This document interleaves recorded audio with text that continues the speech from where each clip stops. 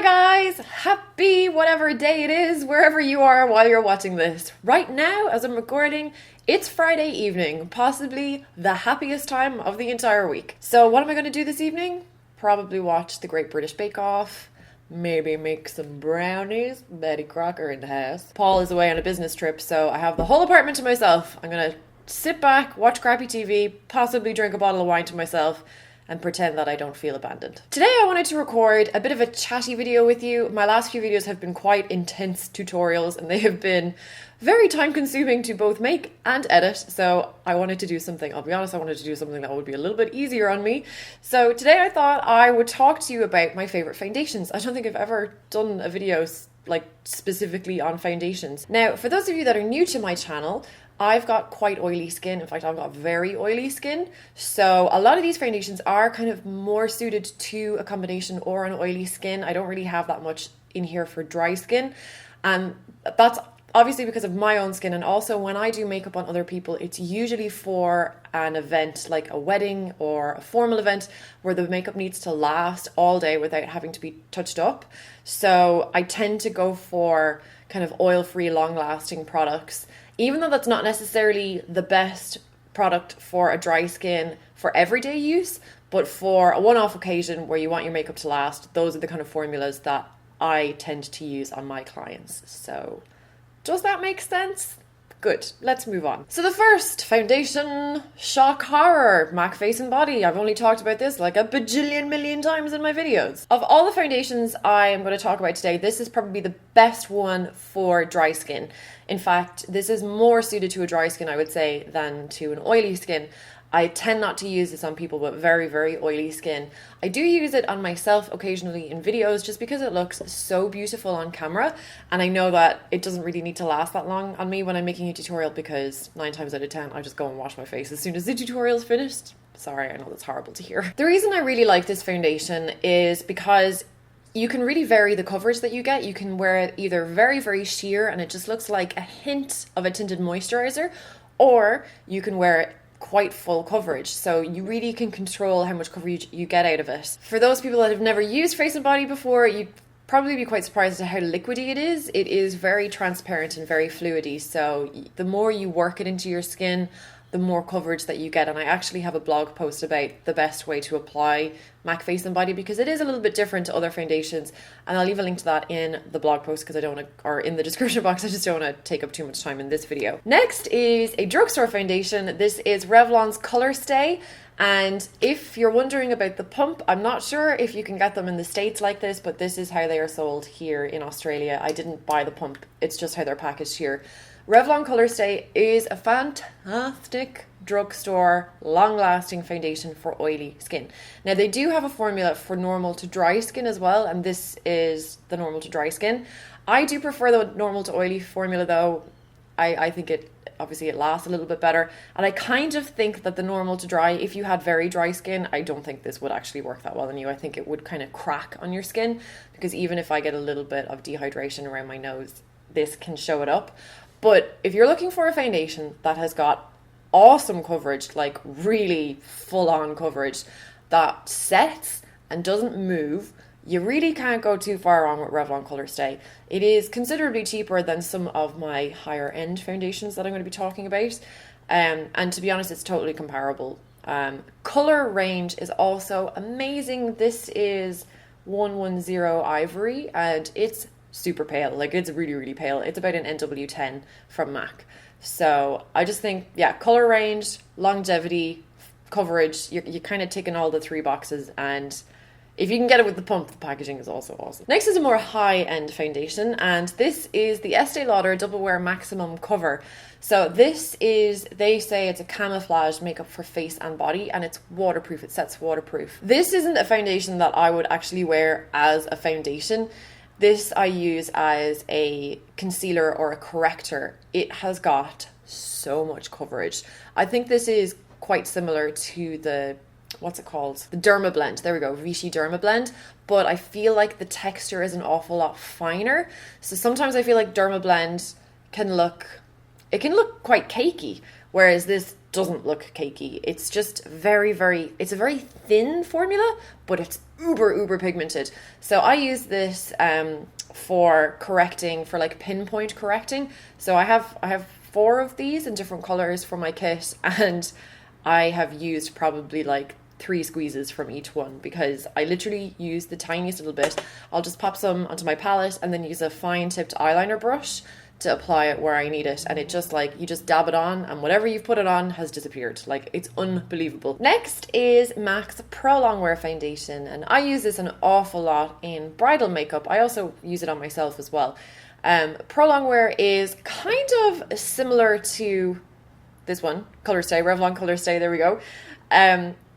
I think it's a little bit easier to blend though, and ultimately it just doesn't kind of look as makeup-y when it goes on. I actually think that Pro Longwear kind of has a similar finish to Face and Body, but just a bit more coverage and a lot better at lasting. So for brides with an oily skin, or actually for brides with textured skin, for anybody with textured skin, for people that have got quite open pores, this just makes skin look so smooth. It has these incredible film formers in it that just like, it's like it just creates a second skin on top of your skin.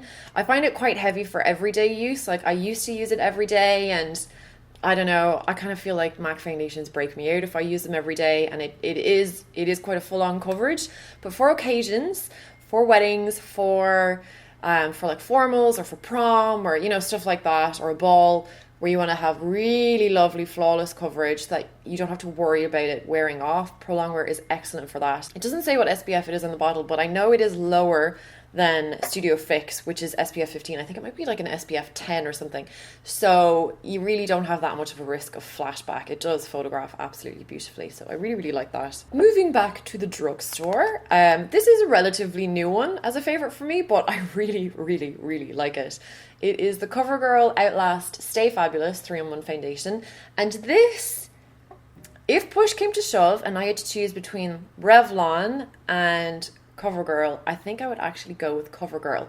I think the Revlon Colorstay lasts longer on my skin, but I think the CoverGirl looks nicer.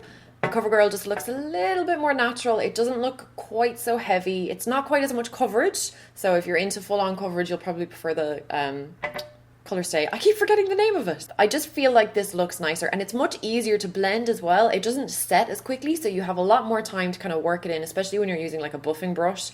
You have a lot of time to work it in, and you can kind of thin it out a bit better. You can't really thin out Colorstay. It just kind of cakes if you try and blend it in too much. This you can really work into the skin, so you can kind of vary the coverage you get, and obviously you can build it up to be quite a full coverage. Next is a foundation that I actually really haven't used in that long, and as I was going through my drawers of foundations and trying to pick what I was going to talk about in this video, I was kind of on the fence about whether I would actually include this foundation because it's been so long since I've used it. But I've decided to include it because I don't think I would ever go without this in my kit, and it's MAC Studio Fix Fluid, which is a much maligned foundation. You either love it or you hate it. A lot of people on YouTube really don't like this foundation, and I can kind of see why. It's very full coverage, and it is quite matte, and it is quite makeup looking. Like, there's no denying that you're wearing makeup when you're wearing Fix Fluid, but it is such an easy foundation to work with for me doing makeup on other people. I just know I can make Studio Fix Fluid look amazing on someone's skin. Unless somebody has got very dry or flaky skin, it's really not good then. It really shows up texture actually because it's so matte. For normal to combination to oily skin, I think Fix Fluid is gorgeous. And of all of the foundations I have talked about, I think Fix Fluid actually photographs the nicest. It just looks like airbrush. And then I'm going to end on like a bum note. I thought I would include one foundation that I really don't like, and a lot of people love it on YouTube, and it is the Illamasqua Skin Base Foundation. I hate this foundation, and I don't say that lightly with makeup because I am kind of in equal opportunities, you know, spread the love about makeup, but I hate this stuff. I keep giving it second chances. Like, I keep going back and saying maybe this time will be different, maybe if I use a different primer it will work. Nothing I have ever tried makes this foundation work on me. It makes my skin look dry. I don't know how that's possible. It makes it look old, cakey, wrinkled. It does all of the things that I don't want foundation to do. First of all, the coverage is good. It is quite full coverage, but not as good as people make it out to be. Like, when I was going to try this foundation, I was expecting like this level of coverage, like tattoo level coverage. No, it's not. It's like medium to full coverage. The texture is like a gel cream, and it literally highlights every single bit of texture on your skin. If you've got any flakiness, pores, any bit of roughness on your skin, this is just going to make it look 10 times worse.